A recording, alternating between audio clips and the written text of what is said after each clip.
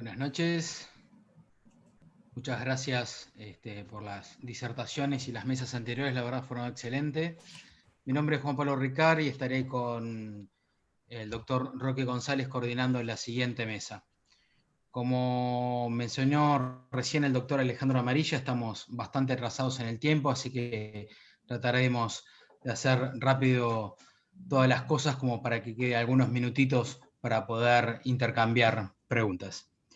En la siguiente mesa tendremos diferentes disertaciones, especialmente enfocadas también hacia los aptos y las evaluaciones en tiempos de pandemia, especialmente apuntados a los deportistas.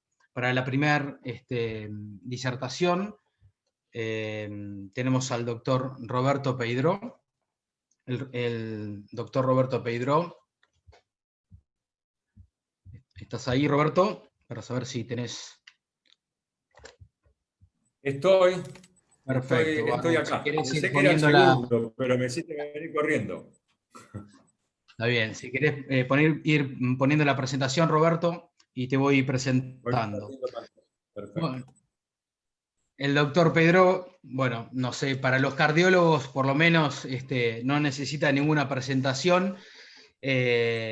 El doctor Pedro es una eminencia y es nuestro más grande representante a nivel nacional e internacional en cardiología del ejercicio y del deporte. Es cardiólogo y deportólogo, director del Instituto de Ciencias del Deporte de la Universidad de Favaloro.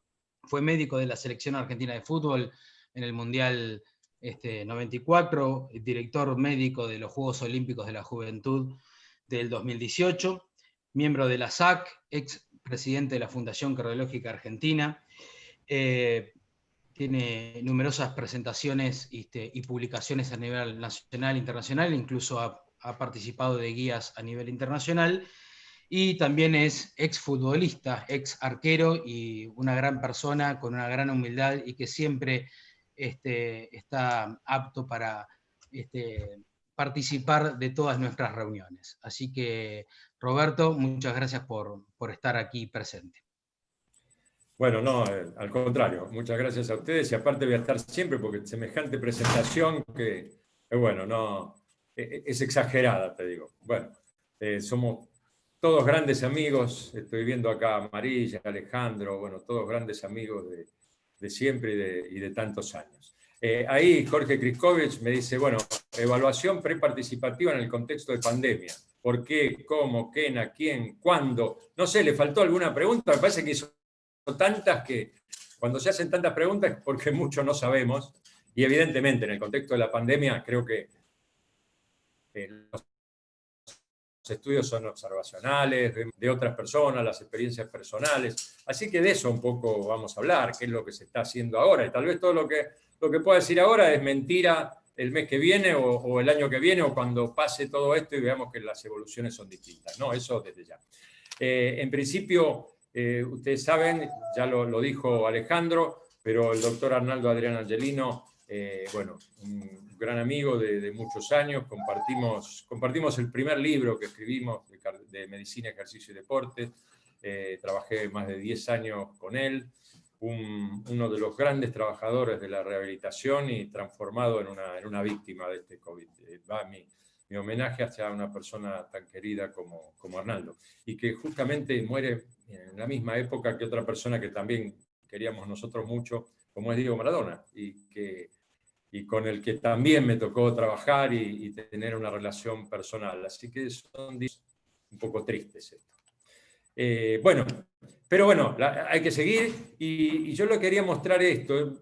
Hay un decondicionamiento cardíaco durante la pandemia, más allá del COVID, porque estamos hablando de pandemia, no solamente del enfermo con COVID, sino de todos aquellos que están involucrados en esta, entre comillas, cuarentena, que no se pudieron mover durante mucho tiempo, y eso, como se ha mencionado también aquí, genera un decondicionamiento cardíaco, o puede generarlo en tantos meses. Pensemos que hay mucha gente que no se mueve, ¿no?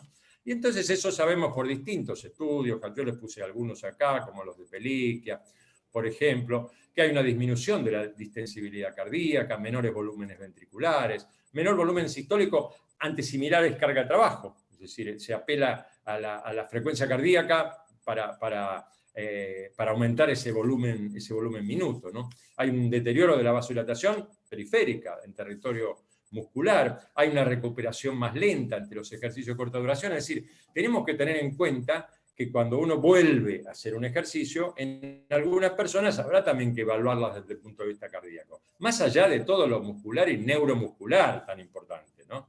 Porque eso tal vez sea en números redondos mucho más importante, porque es lo que se generan las lesiones musculares, las lesiones ligamentarias en aquellos que quieren volver al ejercicio después de estar un montón de tiempo sedentario, ¿no? Y cuando debemos pensar en algunas cosas relacionadas específicamente con este reposo obligatorio y diferenciar poblaciones. Por ejemplo, no es lo mismo una persona activa, pero que ha perdido sus planes de ejercicio habituales, por el aislamiento, ¿no? A una persona que es un deportista de alto rendimiento y que continuó en forma diferenciada realizando actividades. Entonces, cuando vamos a evaluar, hay que distinguir esto, porque probablemente estos últimos estén más capacitados para incorporarse al deporte, ¿no? Desde ya.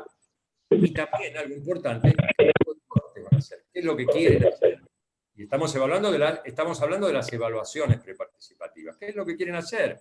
Entonces, esta clasificación que aparece en las guías del Congreso Europeo de Cardiología, es decir, del grupo de trabajo de cardiología al deporte de la Sociedad Europea de Cardiología, liderado por Antonio Pellicchia, donde nos dice que hay deportes, bueno, ya lo sabemos, pero lo muestra, que hay deportes de destreza, deportes de fuerza, deportes de endurance, o sea, de resistencia aeróbica, deportes mixtos. Y bueno, y todo esto naturalmente lo vamos a tener en cuenta, porque no es lo mismo que una persona nos vaya a decir que quiere jugar al golf, por ejemplo, que alguien que nos dice, bueno, yo quiero hacer triatlón. Naturalmente son evaluaciones distintas, no hace falta de explicarlo demasiado.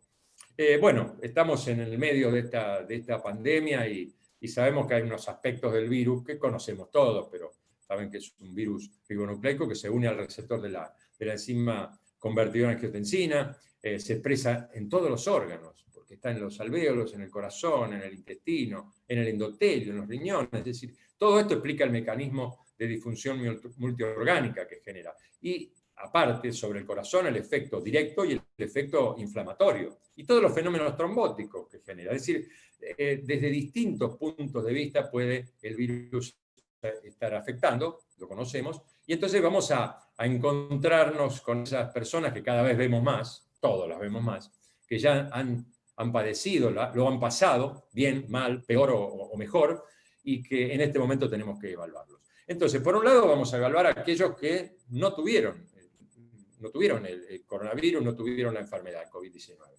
Y por otros, pero tuvieron un gran tiempo de aislamiento. Entonces también debemos tenerlo en cuenta. Y por otro, aquellos que sí lo han tenido. Si nosotros miramos un poquito algunos aspectos cardíacos del virus, vamos a entender por qué se habla tanto de hacer una evaluación preparticipativa posterior al virus, ¿no? Por un lado, el daño directo, por lo que vimos, la enzima convertidora de angiotensina, que puede generar alteraciones a partir del sistema renina-angiotensina-aldosterona, puede haber lesión miocárdica inducida por hipoxia directamente, con estrés oxidativo, con acidosis, con daños incluso de organelas como la mitocondria, lo que puede alterar totalmente el metabolismo aeróbico, ¿no? Estamos hablando de lo cardíaco, también lo muscular, ¿no? Pero acá estamos hablando de lo cardíaco. Hay daño microvascular, cardíaco, puede llevar hasta los efectos de perfusión, la isquemia, el infarto, hiperpermeabilidad vascular, vasospasmo, y el daño inflamatorio multisistémico con esa tormenta de citoquinas que en definitiva muchas veces lleva a la inflamación generalizada y a la muerte, ¿no? Bueno, pero puede haber una tormenta de citoquinas, puede haber una alteración de la respuesta inmunitaria.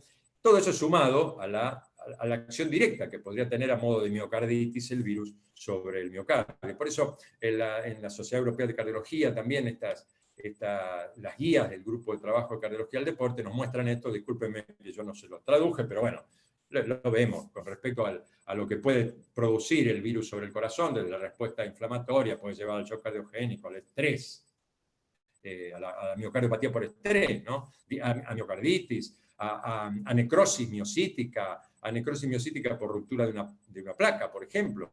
Y en aquellas personas que tienen, por ejemplo, brugada, y bueno, la fiebre puede inducir arritmias. Y en aquellas personas que tienen otra canalopatía, como un QT largo, por ejemplo, fíjense que muchos de los medicamentos que se probaron, muchos de ellos, bueno, las últimas investigaciones ustedes mostraron que no hay mucha diferencia con el placebo, pero en definitiva se probaron muchos medicamentos que pueden alargar el QT, así que generar arritmias en ese sentido a partir de aplicación de drogas, ¿no? Y fíjense que desde un principio ya se pensó en esto. Se pensó en los deportes competitivos y por nombrar algunos, porque hay muchos estudios, muchas guías, muchas recomendaciones. Voy a nombrar algunas, ni siquiera las últimas que son de esta semana las voy a poner porque son a veces reiterativas, ¿no? Por lo menos hasta ahora, hasta lo que sabemos son bastante reiterativas. Pero Hull, por ejemplo, en un Lancet del mes de abril, decía que, bueno, después del COVID se puede retornar al deporte 7 días después de que no tuvieran más síntomas. Eso se decía en abril. Pero a fin de abril, en el British Journal of Sport Medicine, Bagich dice, bueno, no, pero vamos a hacer una historia clínica y por lo menos un electrocardiograma a todos. Y Phelan ya, en mayo, en el JAMA Cardiology, ya pone todo este esquema. Este esquema que nos habla de los asintomáticos, de los síntomas leves, y nos dice que los asintomáticos, en el contexto de un screening, por ejemplo, o se detectaron en el contexto de screening, o le hicieron un hisopado, una PCR porque tenía un compañero con COVID, por ejemplo, bueno, dice que hacer de 2 semanas, monitorear los síntomas y directamente, sin hacer nada, volver a la actividad. Y cuando hay síntomas leves, entonces dependiendo de los síntomas, si se mantuvo en reposo, si hay síntomas leves, si hay deterioro cardíaco, por supuesto, hospitalización, y nos dice que, bueno, que a las 2 semanas de convalescencia sin ejercicio, comenzar el ejercicio, pero ya hacer acá, con síntomas leves, electro, eco, ergometría y troponina. O sea, ya nos está agregando algunas cositas, a pesar de tener síntomas leves. Uno, ¿no? Desde no hasta agregar todo esto, ¿no?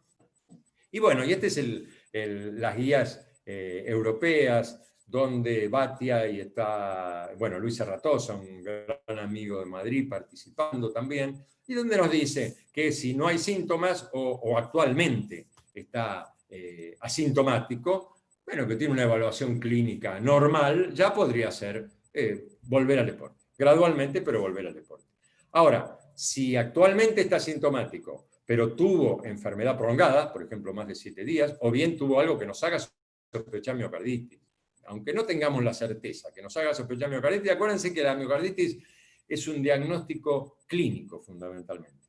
Fundamentalmente la sospecha, después la podemos confirmar, pero a partir del diagnóstico clínico es cuando vamos a hacer estudios, ¿no? Bueno, acá, ante la sospecha, electrocardiograma y ecocardiograma, si es normal, va a una máxima prueba de ejercicio, si es anormal, bueno, seguirá con todo el resto de los estudios. Bueno, eso es lo que nos dicen las guías europeas. Y después hemos participado en las guías de CISIAC, de la Sociedad Interamericana de Imágenes Cardíacas, de cardiovasculares, de la Sociedad Interamericana de Cardiología, donde hace un mes o 2 meses publicábamos el retorno gradual a la actividad deportiva en tiempos de pandemia, y aparece esta diapositiva, no se asusten, pero bueno, esto tratamos de ponérselo todo juntito ahí.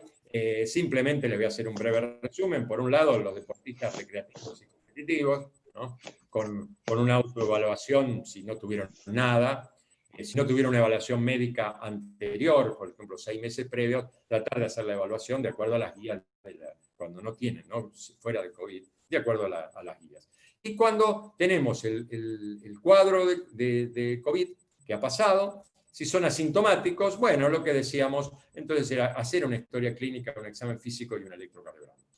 Aún estando asintomáticos, en esos 14 días posteriores, porque la cosa era tenerse de entrenar en esos 14 días, hacer al menos el electrocardiograma y el examen físico. Si habían tenido cuadros leves, aquí podríamos agregarle, de acuerdo al tipo de cuadro, el ecocardiograma, de acuerdo a eso seguir con la rutina, es decir, no realizar actividad física durante el periodo sintomático, luego reingresar en forma progresiva, como lo vamos a ver ahora. Y así, si en un cuadro, por supuesto, si hay compromiso cardíaco, ya acá seguimos las guías de miocarditis, ¿no? Lo mismo que un cuadro grave o internado, vamos a seguir las guías de miocarditis.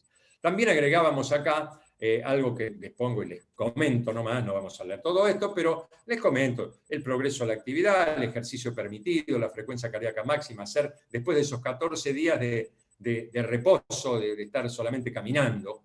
En los siguientes 10 días, 11 días, ir aumentando progresivamente. Acá ponemos una guía de cómo aumentar progresivamente. Esto basado también en Elliot en el British Journal of Sport Medicine publicado en junio. Es decir, dábamos importancia a las evaluaciones, y ahí decíamos, asintomático electro, síntomas leves, agregar un eco, y a la progresión del ejercicio para volver al entrenamiento normal aquí después de los 10 días. La Sociedad Argentina de Cardiología y la Federación Argentina de Cardiología, bueno, ya lo conocemos, todos pertenecemos a esta sociedad. Lo que se publica en octubre, el mes pasado, es este esquema. Este esquema que en aquellas personas que no fueron hospitalizados, que tuvieron síntomas leves o sintomáticos, se proponía hacer la historia clínica, el electrocardiograma, eventualmente, por eso tiene un puntito ahí, troponina y dímero D. Eso queda un poco a criterio de quien está evaluando. Y nosotros estamos viendo, no sé si les pasó a ustedes como experiencia personal, aquellos, y bueno, también está escrito, observacionalmente está escrito, aquellos que se recuperan, que tardan en recuperarse. Aquellos deportistas, fundamentalmente yo lo vi en los deportistas recreativos, no sé por qué razón no lo vi en los competitivos, desde el punto de vista muscular y a veces desde ese cansancio que tienen, que a veces es una disnea también.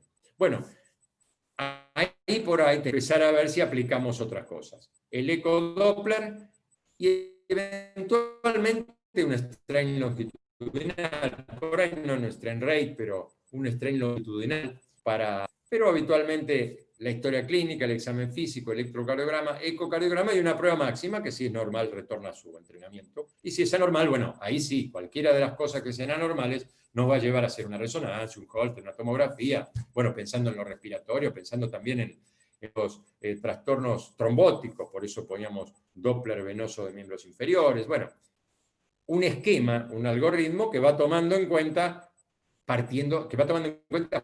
fundamentalmente los síntomas, o sea, partiendo de los síntomas del examen físico, que creo que es lo que hay que priorizar. Si nosotros tomamos algunas imágenes, uno puede decir, bueno, el electrocardiograma, ¿qué nos puede dar? Realmente yo vi muy pocas alteraciones electrocardiográficas en bueno, yo tengo ahora, personalmente nomás, 34 deportistas, no todos altamente competitivos, pero o recreativos o competitivos.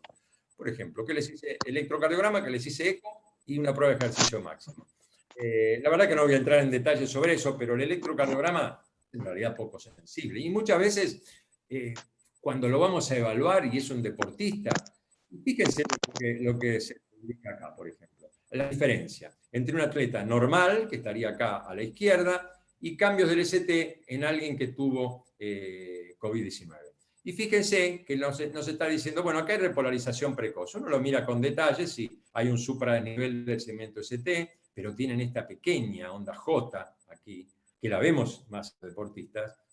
Y acá, ¿cómo es el desnivel del segmento ST acá? Es un poco mayor, por ahí tiene 1 milímetro más. No aparece esa onda J. O sea, hay un supradesnivel y esto probablemente, yo tuve la oportunidad de verlo, y lo puedo decir con experiencias personales, porque en realidad todos los estudios están hechos con experiencias personales o de distintos centros, pero a modo de comentario nomás. Uno solo, y no era una señora de 50 y pico de años, que previamente no tenía y apareció con esto, con síntomas persistentes. Una señora que andaba en bicicleta 3 veces por semana y salía a trotar otras 2 veces por semana, casi todos los días haciendo ejercicio. Pero no lo tenía. Entonces este tipo de desnivel, bueno, podríamos estar hablando. Y hay una cosa que marcan, que es el infradesnivel del PR. En eso también habría que fijarse. Y cuando nosotros miramos las precordiales, fíjense del lado a la izquierda, en el atleta, esto no es un electro personal, esto está publicado, ¿no? en el trabajo.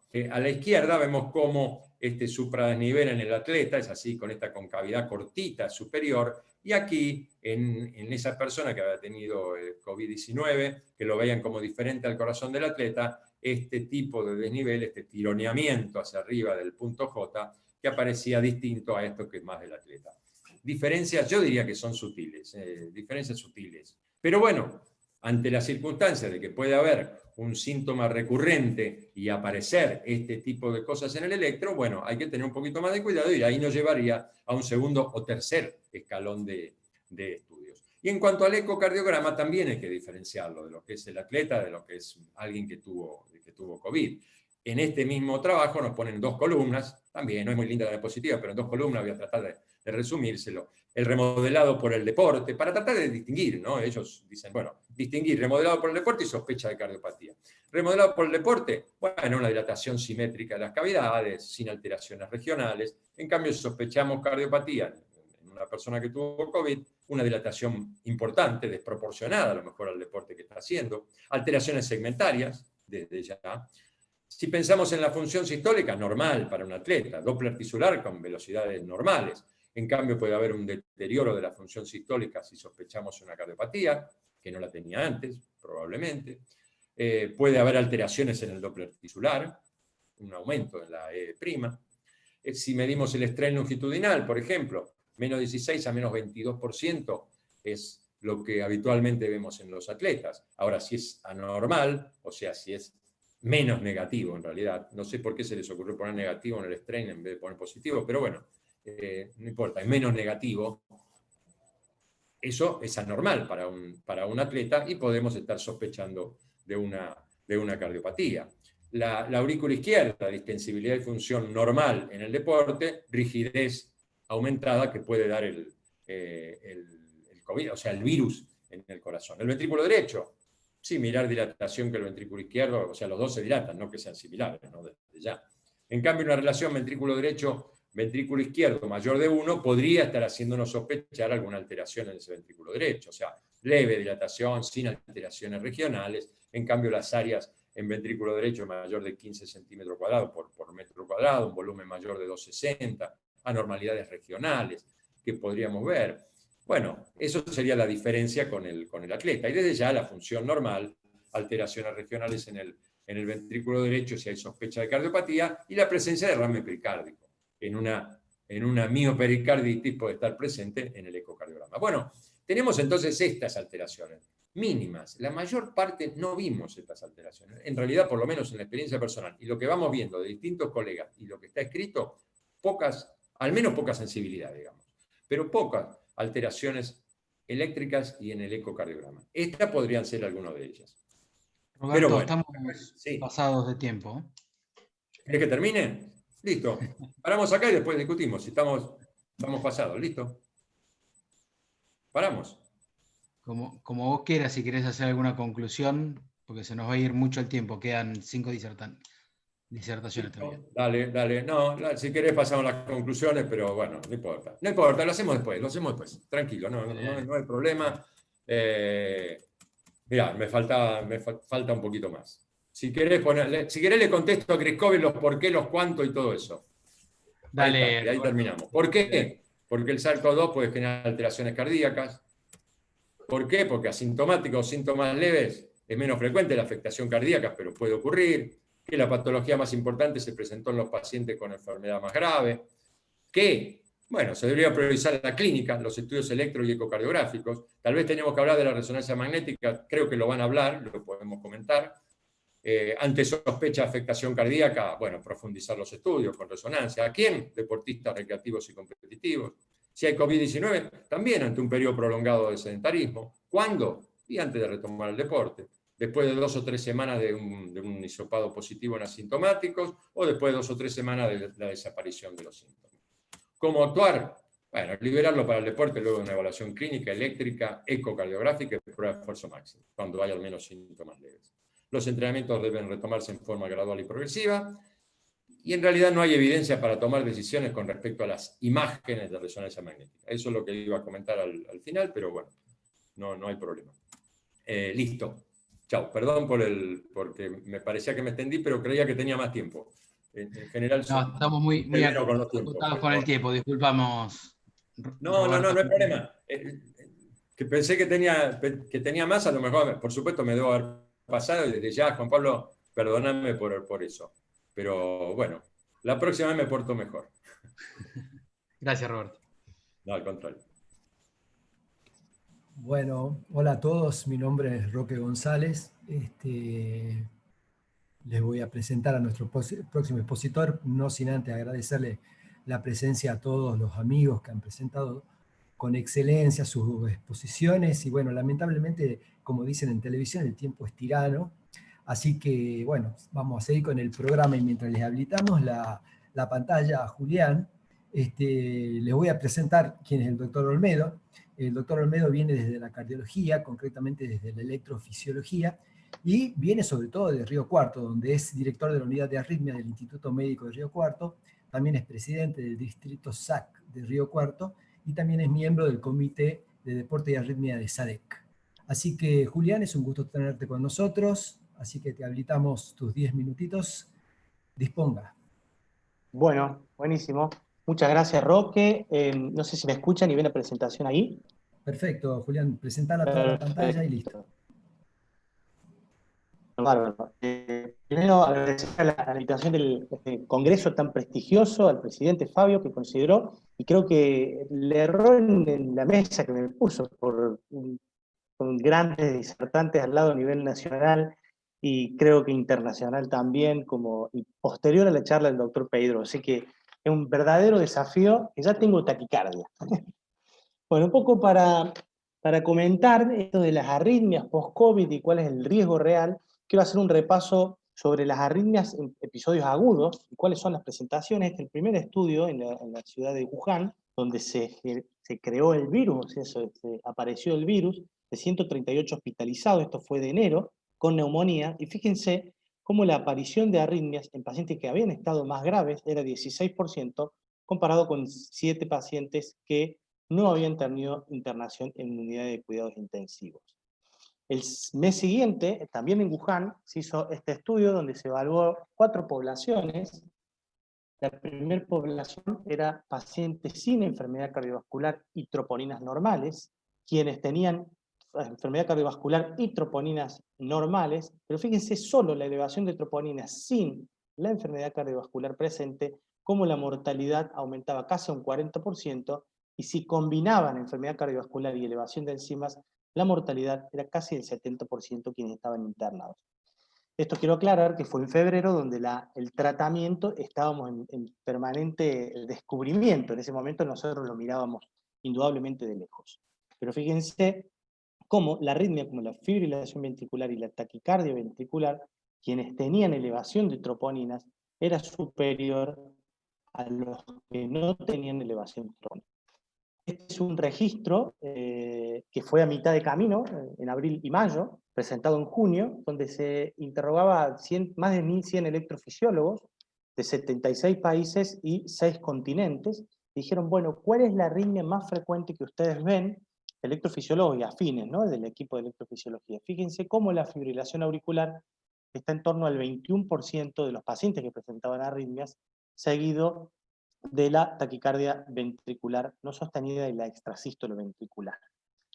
Este es el último estudio respecto a las arritmias en pacientes internados con COVID. Fíjense quienes tenían, un total de 700 pacientes, quienes tenían internación en unidad de cuidados intensivos tenían mayor incidencia tanto de parada cardíaca, de cualquier arritmia de las graves, fibrilación auricular bradiarritmias o taquicardia ventricular no sostenida. Acá vemos que la fibrilación auricular también es alta en pacientes que no estaban internados en COVID, en unidad de terapia intensiva, pero fíjense que eran 600 pacientes, con lo cual la incidencia es más baja. Este estudio concluye que la parada cardíaca y las arritmias serían consecuencia de la enfermedad sistémica y no solamente por efecto directo del virus. Y por otro lado tenemos registros de case report de cuáles son las presentaciones, los cambios electrocardiográficos, como bien comentaba el doctor Pedro, presentes en pacientes que tienen COVID. Bueno, pueden ser bloqueos auriculoventriculares, el ritmo de escape de la unión ventricular, bien mostraba la miopericarditis o la pericarditis con el supradesnivel del ST, taquicardia sinusal y arritmias ventriculares.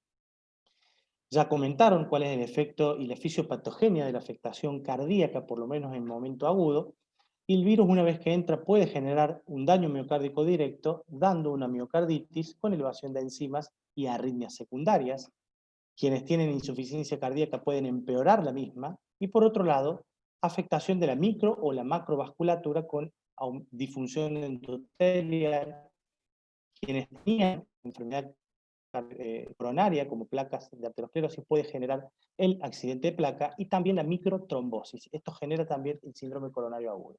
Y por último, la tormenta de citoquinas puede generar absolutamente todo lo que previamente comentamos. Entonces, un daño del virus puede ser directo, miocarditis, entre 7 y 23%, apoptosis miocárdica secundaria a la hipoxemia y la hiperinflamación.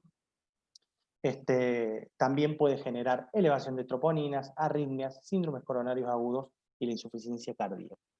No olvidar también que en la tormenta de citoquinas, la interleuquina 6 también aumenta la hiperactividad simpática, adrenérgica, aumenta la conducción o la permeabilidad de los miocitos y también por inhibición de la citocromo P450 prolonga el intervalo QT, que todos saben que es un estado proarrítmico y sin ni hablar cuando hay interacción farmacológica con los fármacos que por suerte no están en uso en este momento.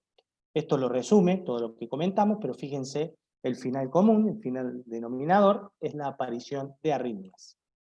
Entonces, en una etapa inicial, y en la segunda y en la tercera etapa, donde hay neumonitis y la tormenta de citoquinas, ahí donde genera la injuria miocárdica y las arritmias. ¿Cuáles son los mecanismos? Bueno, la misma hipoxemia, por el síndrome de distrés respiratorio del adulto, hace que una extravasación de potasio de la célula, y esto genera una disminución del umbral de estimulación, y esto genera mayor conductibilidad de la célula miocárdica, hiperexcitabilidad de la misma. Claro, pero estamos en un terreno que pasa con el post-COVID, no con el COVID agudo, ¿no?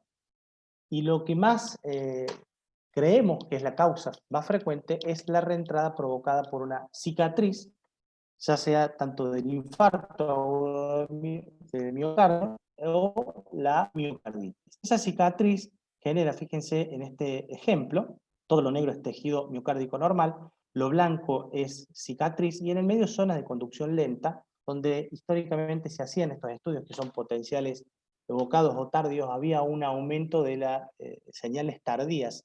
Y eso refleja de que hay una zona de conducción lenta o de cicatriz.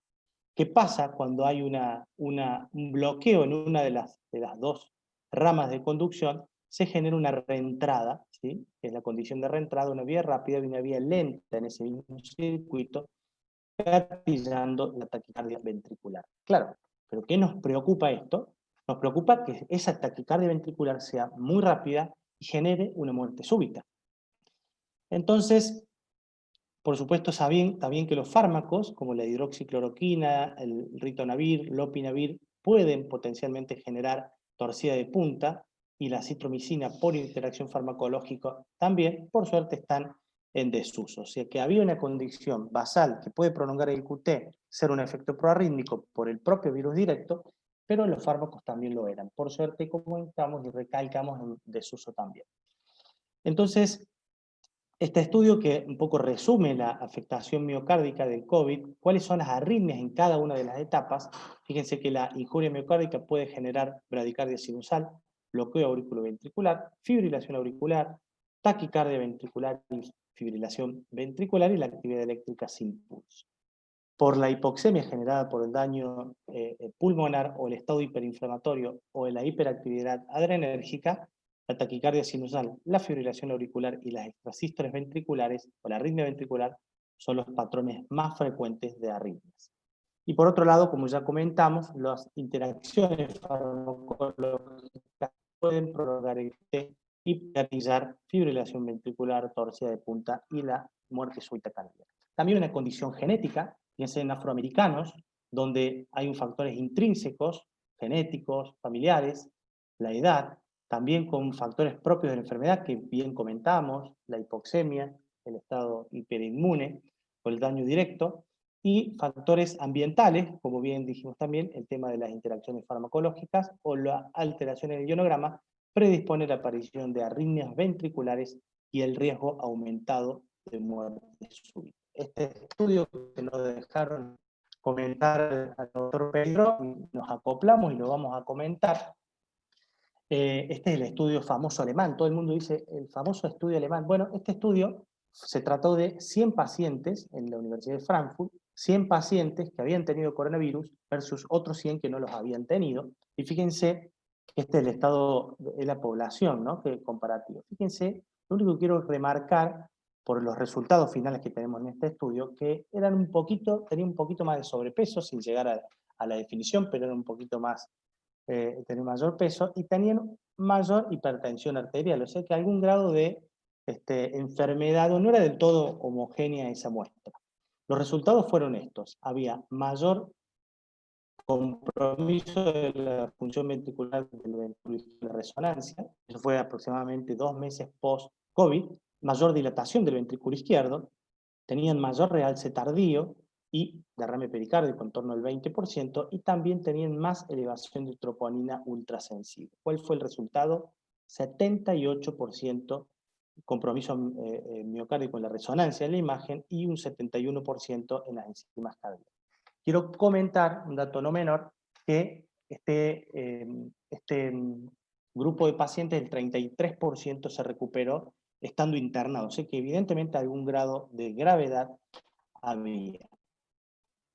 Pero este estudio creo que vino a aclararnos este resultado precedente, y más que nada a donde estamos afinados ahora, que es en este Congreso de Deporte, donde Clark separó a 3 grupos de deportistas, en 8 deportes diferentes, que habían tenido COVID, ¿sí? El 77% en síntomas leves y 23% asintomáticos, todos en la casa, y se hizo una resonancia aproximadamente a los 52 días post-alta.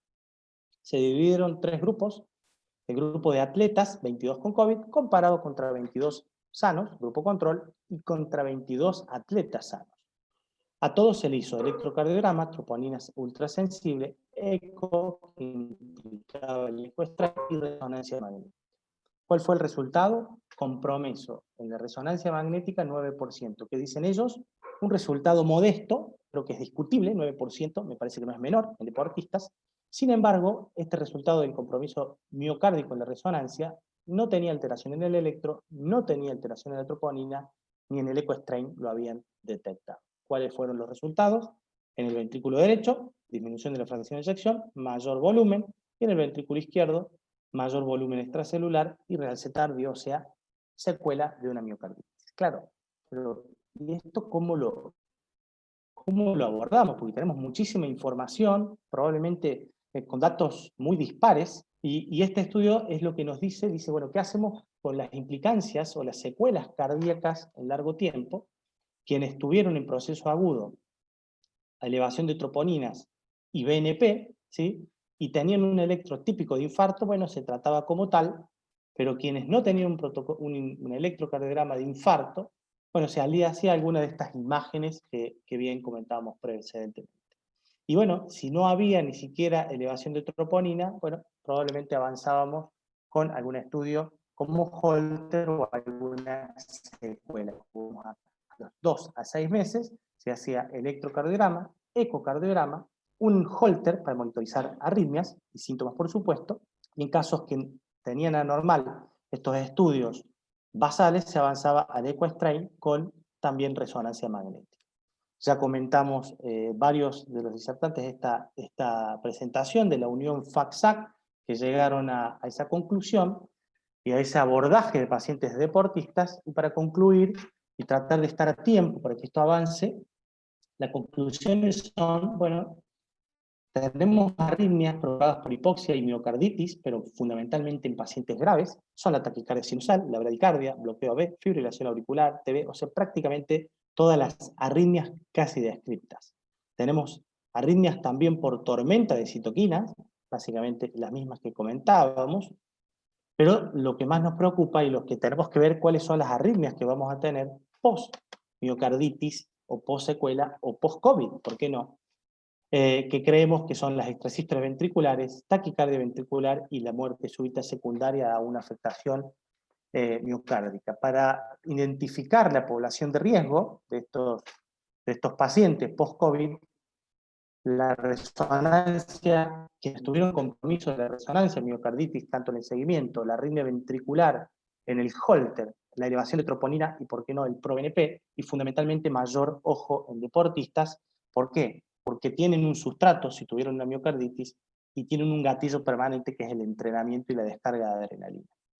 Y esta es la última diapositiva. Creo que la respuesta, como siempre, en esta enfermedad, y nos tiene acostumbrada, va a estar en el tiempo, ¿sí? Vamos a ver cuáles son las arritmias post-COVID, probablemente en el año que viene o el siguiente.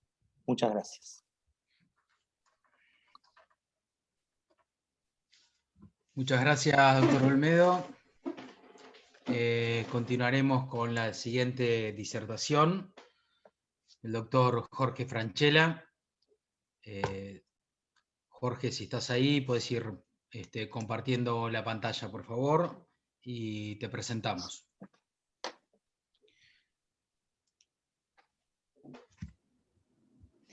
El doctor Jorge Franchella es médico deportólogo y cardiólogo, es director del programa de actividad física para la salud y el deporte del Hospital de Clínicas de la UBA, es director del programa Exercise Medicine del American College of Sport Medicine y director del curso de posgrado de especialista en medicina del deporte de la UBA, también un referente a nivel nacional e internacional de nuestra subespecialidad y miembro del Consejo de Cardiología del Ejercicio de la Sociedad Argentina de Cardiología.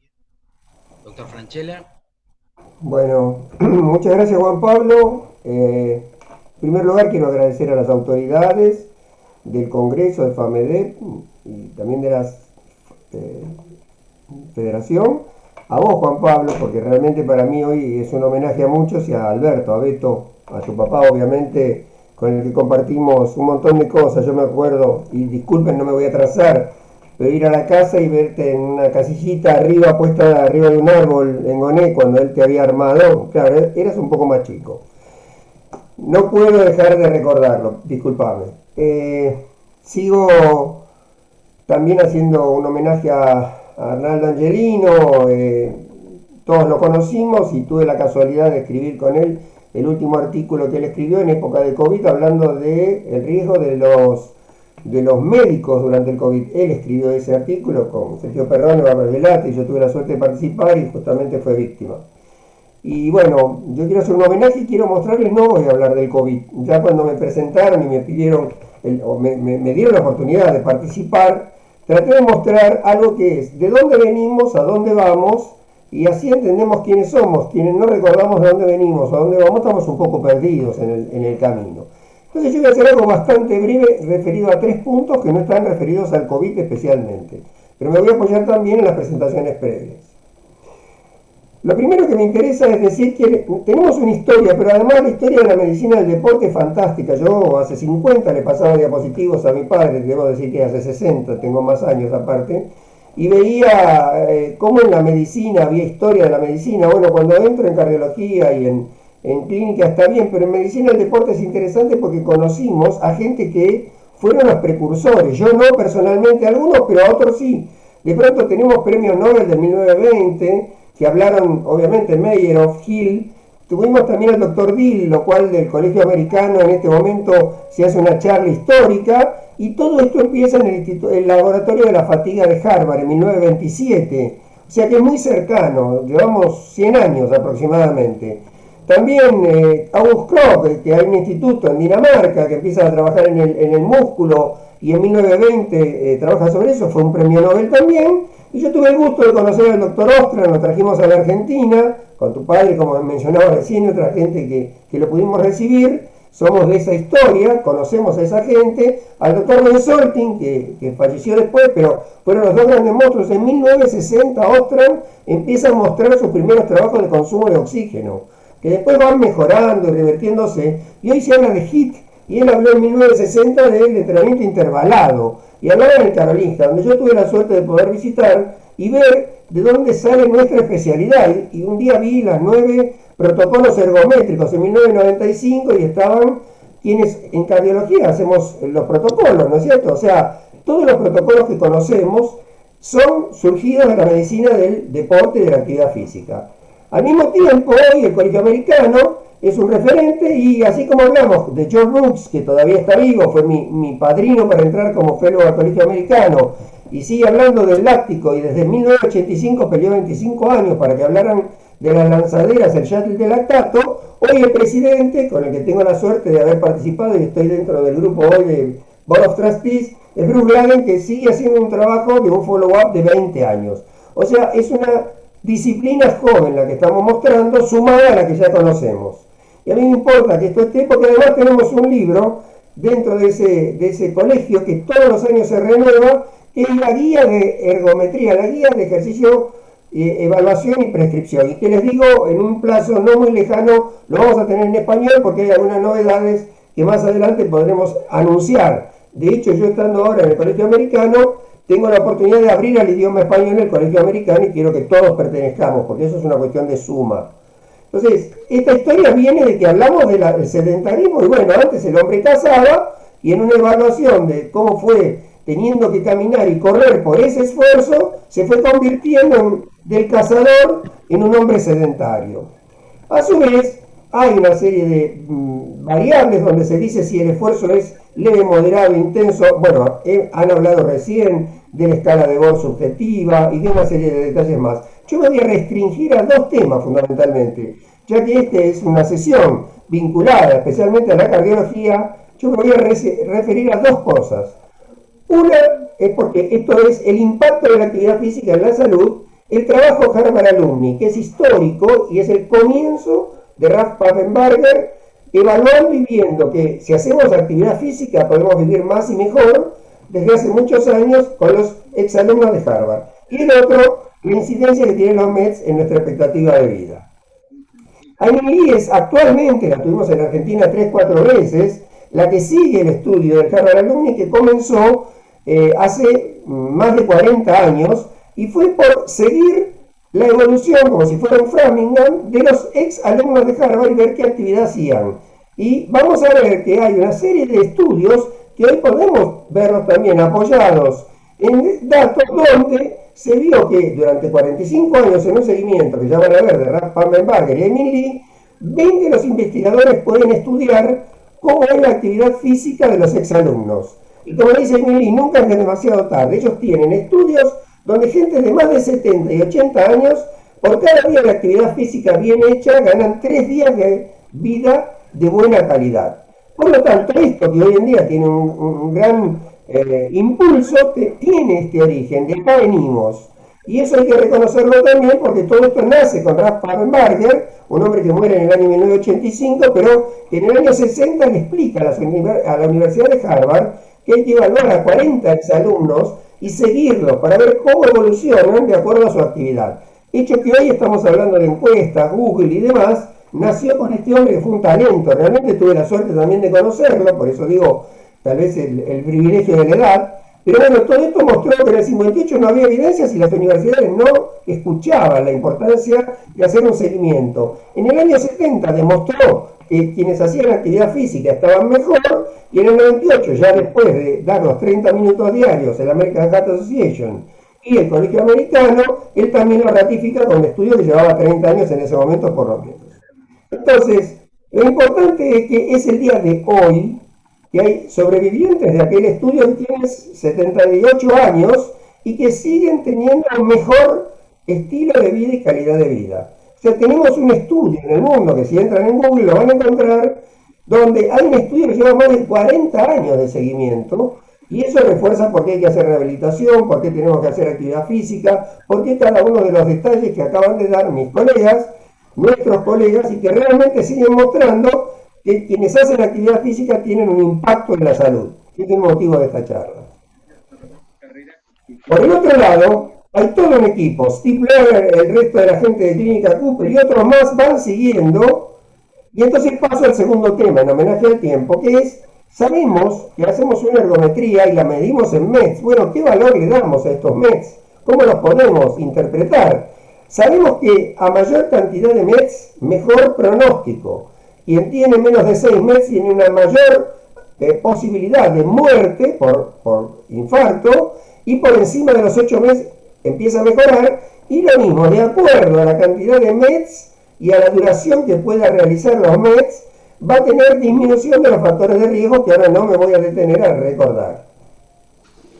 Al mismo tiempo, sabemos que hay una mejoría cuando salimos del sedentarismo que se incrementa cuando pasamos de los 6 METs, que se llama vigoroso, pero vamos a ver después, y a mí me gusta recalcarlo acá, más no es mejor. Y vamos a ver que después de una cierta cantidad de METs puede ponerse en riesgo si la persona no lleva un ritmo adecuado. Recordemos que cuando hablamos de actividad física hablamos de toda, no solo la que se hace en el ocio, la del trabajo, transporte, etc. Víctor Matsudo presentó en este congreso su Agita San Pablo, se desarrolla Rafa Pana, yo tuve la suerte de estar en la fundación en el año 2000 de Rafa, y creo que todo esto lo tenemos que entender en lo cotidiano. Y por el otro lado, hay una paradoja, y es que la actividad, recién lo acaba de decir Julián Olmedo, la adrenalina, las catecolaminas que dispara la actividad física pueden aumentar las arritmias del COVID, pero aparte hay episodios que pueden también estar disparados por el estrés de un esfuerzo físico en una persona que no está preparada para eso. Y entonces hay una especie de paradoja en todo esto. Hay de 2 a 164 veces más riesgo en una persona que hace una actividad física intensa si no está bien preparado. Hay una activación neurohumoral en esto, y ahora vemos, por ejemplo, que los niveles de catecolamina, lo acaba de decir el doctor Olmedo, aumentan y se disparan a medida que va aumentando el consumo de oxígeno ante un esfuerzo. Es importante que haga el esfuerzo adecuado esa persona con un entrenamiento previo y que esté preparado, porque fíjense que la actividad física regular mejora todos los factores de riesgo reduciéndolos, pero solo el aumento del fitness cardiorrespiratorio es el que puede compensarlo y mejorar la mortalidad. Por lo tanto, tenemos que tener este esquema en forma de U. Mejora el beneficio del ejercicio hasta un punto en el cual es tan alto, y ahí entramos en algunas disyuntivas que algún día discutiremos, sobre si hay algún estímulo que es muy fuerte o no, dependerá de la actitud de la persona y del objetivo, y quiero mostrar porque lo podemos mostrar entre colegas. Bajamos los riesgos al principio, hacemos una reducción del beneficio, por supuesto tenemos cada vez más beneficio, más de 300 minutos, perfecto, pero si seguimos no hay tanta evidencia en la salud. No hablo de deporte, competencia, rendimiento, ni triunfo, ni ninguno de esos datos. Así que para terminar, quiero que recordemos que este tema de METs es fundamental en esta época de COVID, donde estuvimos desacondicionados, donde todos teníamos que haber entrado y volver, si no, gradualmente a tener METs como para estar protegidos y la actividad que vamos a tener. Finalmente, no podemos llamar fisiología del sedentarismo, a mí me golpea un poco, sí la del movimiento humano, y la última frase es que el ejercicio cambia todo e impacta en la salud. Gracias. Muchas gracias, doctor Jorge, Jorge. muchísimas gracias. Juan Pablo. Bueno, le agradecimos entre los dos, mirá qué bien, Juan Pablo.